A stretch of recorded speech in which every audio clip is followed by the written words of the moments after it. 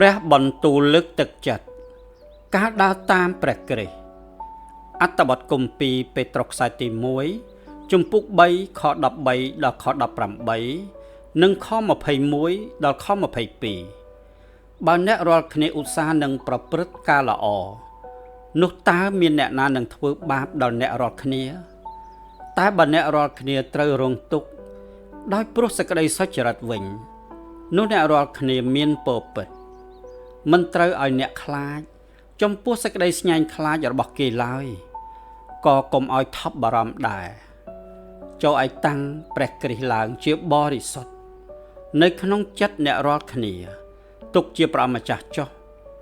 ហើយឲ្យប្រុងប្រៀបជានិច្ចដោយសុភាពហើយកោតខ្លាចដើម្បីនឹងតបឆ្លើយដល់អ្នកណាដែលសួរពីហេតុនៃសេចក្តីសង្ឃឹមរបស់អ្នករាល់គ្នាព្រមទាំងមានបញ្ញាចិត្តជ្រះថ្លាដើម្បីឲ្យពួកអ្នកដែលនិយាយដើមពីអ្នករាល់គ្នាទុកដូចជាមនុស្សប្រព្រឹត្តអាក្រក់បានអៀនខ្មាស់វិញដោយព្រោះគេនិយាយបង្កាច់ពីកិរិយាល្អដែលអ្នករាល់គ្នាប្រព្រឹត្តក្នុងព្រះគ្រីស្ទត្បិតបើទ្រង់សពព្រះハរតីឲ្យអ្នករាល់គ្នារងទុក្ខនោះសួររងដោយព្រោះការល្អជាជាងការអាក្រក់ព្រោះព្រះគ្រីស្ទទ្រង់បានរងទុក្ខម្ដងដោយព្រោះបាបដែរគឺជាព្រះដ៏សុចរិតទ្រង់រងទុក្ខជំនួសមនុស្សទុច្ចរិតដើម្បីនឹងនាំយើងរាល់គ្នាទៅដល់ព្រះដោយទ្រង់ត្រូវគេធ្វើគុតខាងសាច់ឈាមតែបានព្រះវិញ្ញាណប្រោសឲ្យទ្រង់រស់ឡើងវិញដែលជួយសង្គ្រោះអ្នករាល់គ្នាសពថ្ងៃនេះមិនមែនជាការសម្អាតក្អែលរបស់រូបសាច់ចេញទេគឺជាសេចក្តីសន្មត់របស់បញ្ញាចិត្តដ៏ជ្រះថ្លាចំពោះព្រះវិញដោយសារព្រះយេស៊ូវគ្រីស្ទទ្រង់មានប្រជញ្ញរស់ឡើងវិញដែលទ្រង់បានយាងចូលទៅក្នុងឋានសួគ៌គង់នៅខាងស្ដាំនៃព្រះទាំងមានពួកទេវតាពួកមានអំណាចនិងពួកមានឥទ្ធិឫទ្ធិទាំងប៉ុន្មានចុះចូលនឹងទ្រង់ដែរយើងគ្រប់គ្នាយល់ពីអារម្មណ៍ឈឺចាប់នៅពេលដែលយើងបានធ្វើខុសប៉ុន្តែជួនកាលយើងក៏ឈឺចាប់ដែរទោះបីយើងមិនបានធ្វើខុសក៏ដោយរឿងនេះអាចកើតឡើងនៅពេលអ្នកដទៃធ្វើអាក្រក់ហើយបណ្ដាលឲ្យយើងឈឺចាប់ទោះជាយើងគ្មានកំហុសក៏ដោយនេះជាស្ថានភាពពិបាកទទួលយកណាស់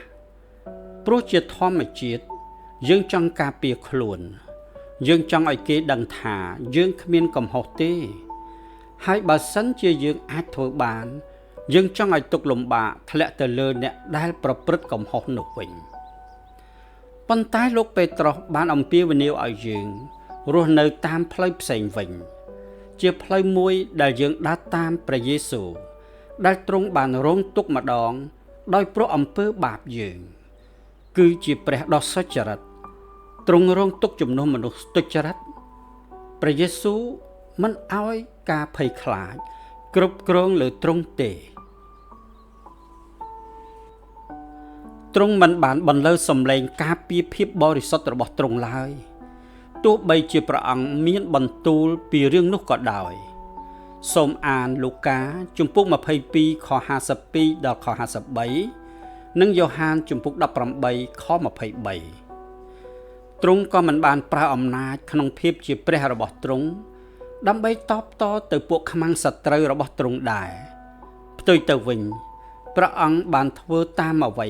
ដែលលោកពេត្រុសមានប្រសាសន៍ថាទ្រង់ប្រព្រឹត្តដោយសុភាពនិងដោយគោរពហើយបានប្រគល់រូបអង្គទ្រង់ទៅដល់ព្រះដ៏ជាព្រះបិតាព្រះជាម្ចាស់បានប្រើការរងទុក្ខការសុគតនិងការរស់ឡើងវិញរបស់ទ្រង់ដើម្បីប្រោសលោះយើងទាំងអស់គ្នាវាជារឿងមិនត្រឹមត្រូវទេ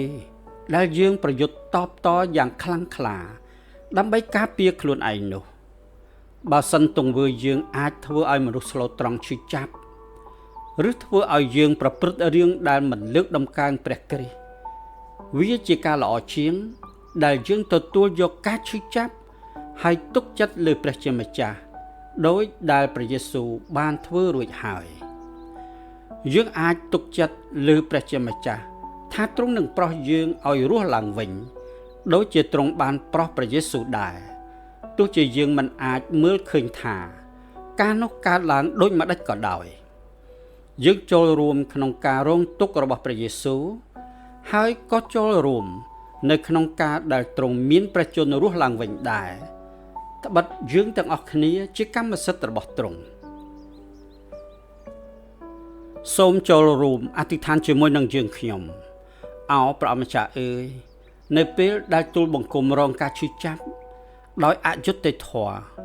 សូមព្រះអង្គគង់នៅជាមួយទូលបង្គំហើយតាមរយៈជីវិតទូលបង្គំសូមឲ្យអ្វីៗទាំងអស់សម្រាប់ដំកើងសេរីរុងរឿងរបស់ទ្រង់អាមែនតើលោកអ្នកធ្លាប់រងទុក្ខដោយសារការធ្វើល្អដែរឬទេតើនៅពេលណាដែលលោកអ្នកព្រមទទួលយកការរងទុក្ខដែលលោកអ្នកមិនសមនឹងទទួលជាជាងប្រើកម្លាំងដើម្បីការពារខ្លួនហេតុអ្វីបានជាលោកអ្នកធ្វើដូច្នេះតើព្រះជាម្ចាស់ប្រើការរងទុក្ខរបស់យើងដូចម្តេចដើម្បីប្រទានពរដល់អ្នកដទៃឬប្រទានពរដល់យើងខ្លួនឯងសូមអរគុណសូមព្រះប្រទានពរ